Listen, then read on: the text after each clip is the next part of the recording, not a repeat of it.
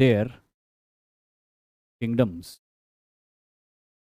इन्होंने कहा कि भाई जो भी मैंने पिछला पॉइंट बताया था कि जो राजपूतों के राज्य हैं वो सारे राज्य यथावत बने रहेंगे, वहां पे राजपूत राज करते रहेंगे, कोई मुगल वहां पे कभी गवर्नर नहीं बनाया जाएगा। उन इलाकों में कैसे नियम चलेंगे, कैसे कायदे चलेंगे, कैसे कानून चलेंगे, कौन सा सिक्का चलेगा, ये सब राजपूत राजा तय करेंगे। यानी कि राजपूतों को उनके इलाके में कंप्लीट ऑटोनॉमी प्रोवाइड करी इन्होंने। तो राजपूतों को इन्होंने एलाई बनाया, उनके साथ मैट्रिमोनियल अलायंस किए, साथ ही साथ उनको ऊंचे रैंक्स पर पोजीशन किया, उनको अलाउ किया कि वो अपने इलाकों को रूल करें खुद ही। And he prohibited conversion of Rajput princesses after their, यानी कि अगर किसी राजपूत राजकुमारी की शादी अकबर से होती है तो अकबर उस राजपूत राजकुमारी को कभी भी इस्लाम में कन्वर्ट होने के लिए फोर्स नहीं करता था, इंसिस्ट नहीं करता था। He allowed them to follow their religion.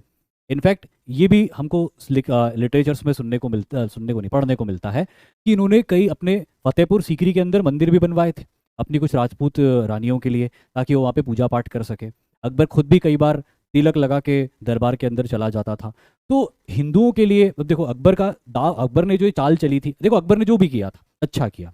अब अकबर ने ये राजनीति के तहत किया या सांप्रदायिक सौहार्द बनाने के लिए किया, लेकिन अकबर के लिए बात काम कर गई। सीधी सी बात थी, अकबर को एक बात समझ में आ गई थी कि हिंदुओं के लिए आज भी उनके मिलिट्री लीडर्स राजपूत हैं, हिंदुओं के लिए आज भी उनके राजा राजपूत हैं। वो मुगलों को या अफगानों को या तुर्कों को अपना राजा नहीं मानते, क्योंकि तुर्कों ने, अफगानों ने और मुगलों ने भी अब तक भारत के लोगों को अपना नहीं माना था, और इसीलिए भारत के लोग भी उनको अपना नहीं मानते थे, उनको विदेशी ही मानते थे। और भारत के लोग राजपूतों को ही अपना सही मायनों में राजा मानते थे। तो अकबर का सोचना यह था कि अगर राजपूत मुझे अपना राजा मान ले दिल से, तलवार के जोर पे नहीं, दिल से अपना राजा मान ले, तो फिर जो लोग उन्हें अपना राजा मानते हैं वो अपने आप मुझे अपना बादशाह मानने लग जाएंगे। इसी सोच के तहत उसने राजपूतों को अपने साथ मिलाने की कोशिश की थी, और इस कोशिश के तहत ये सारे कदम उठाए गए थे।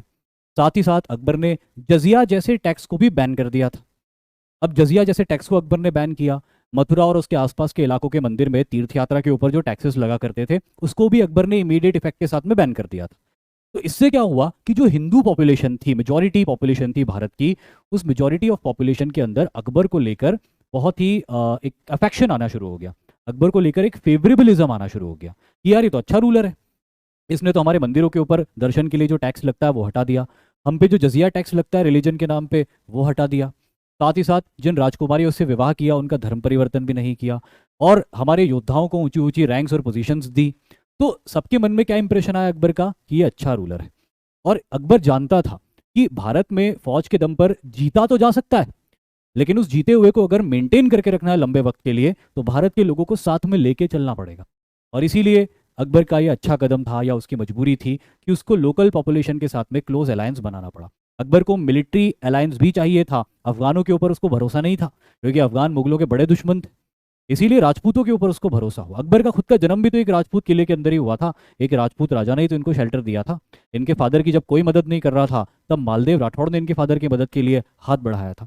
तो राजपूतों के साथ अकबर का अनुभव भी बहुत अच्छा रहा था, और वो जानता था कि अगर ये साथ मिल गए तो ये बड़ी मिलिट्री पावर भी है, इनकी मदद से भारत में बड़ी जीतें भी हासिल की जा सकती है और मेजॉरिटी ऑफ पॉपुलेशन भी मेरे सपोर्ट में आ जाएगी। और यही सब ध्यान में रखते हुए अकबर ने अपनी राजपूत पॉलिसी बनाई थी, और अकबर की ये राजपूत पॉलिसी काम कर गई अकबर के लिए और मुगल एम्पायर के लिए भी। और अकबर ना सिर्फ एक बड़ा एम्पायर बना सका बल्कि अकबर ने एक लॉन्ग लास्टिंग एम्पायर भी बनाया। जब औरंगजेब ने इस सांप्रदायिक सौहार्द को डिस्टर्ब किया, जब औरंगजेब ने इस लिबरलिज्म को डिस्टर्ब किया और एक बार फिर रिलीजन का फैनेटिसिज्म घुसेड़ दिया पॉलिटिक्स के अंदर, तो यही मुगल एम्पायर टूट के बिखर गया। समझ गए आप बात? आखिरी की जो दो लाइन में बोल रहा हूं कि अकबर इतना बड़ा एम्पायर इसलिए बना सका क्योंकि वो सबको साथ लेके चला, उसने लिबरलिज्म शो किया। अकबर को भी बहुत क्रिटिसाइज किया जाता है, कर भी दें हम भले ही क्रिटिसाइज, लेकिन फिर भी यहाँ पर अप्रिशिएट किया जाएगा अकबर को कि अकबर ने अपने ज़माने में उस ज़माने के हिसाब से कहीं ज़्यादा लिबरलिज्म शो किया, सारे लोगों को साथ लिया और इसीलिए बड़ा एम्पायर बना पाया। औरंगजेब का दिमाग ठिकाने पे नहीं था, वो फैनेटिक हो गया था और उसने बोला कि नहीं, सिर्फ इस्लाम ही चलेगा और कुछ नहीं चलेगा। और उसका नतीजा क्या हुआ, एक के बाद एक रेबेलियन हुए उसके अगेंस्ट, और मुगल एम्पायर का डिक्लाइन हो गया बुरी तरह से उसके दौर में। ये डिफरेंस है औरंगजेब के कट्टरवाद में और अकबर के लिबरलिज्म में। आज लेक्चर यहीं तक करेंगे, वक्त भी हो गया है। जय हिंद।